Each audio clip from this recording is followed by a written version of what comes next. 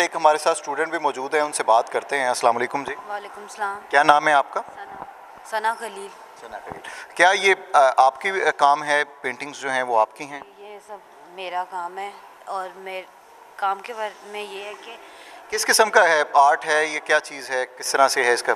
इस टेक्निक को impressionism style कहेंगे और जो मेरे कॉन्शियस माइंड में जो चीज़ें चल रही होती हैं वो जो मुझे मेंटली डिस्टर्ब कर रही हैं उस चीज़ को मतलब मैं खुद रिलैक्स फील करने के लिए मैं इसलिए डिस्टॉर्टेड इमेजेस इस तरह पेंट कर रही हूँ। डेड मटेरियल है ज़्यादातर, जिस तरह बर्ड्स हो गए, पीकॉक है और स्टिल लाइफ है, कुछ डेड फ्लावर्स हैं ज़्यादातर। यानी आपको लगता है कि आर्ट जो है वो डिप्रेशन और इन चीज़ों को रिप्रेजेंट करने के लिए जो है वो इस्तेमाल किया जा सकता है? हाँ, जिन लोगों को ये मुझे लगता है कि जो मैं इस तरह डिस्टर्ब रहते हैं उनके लिए मतलब अपना फ्रस्ट्रेशन, एग्रेशन जो भी चीज़ है वो अपने काम में वो चीज़ रिजॉल्व करो तो मतलब आप मेंटली रिलैक्स फील करते हो।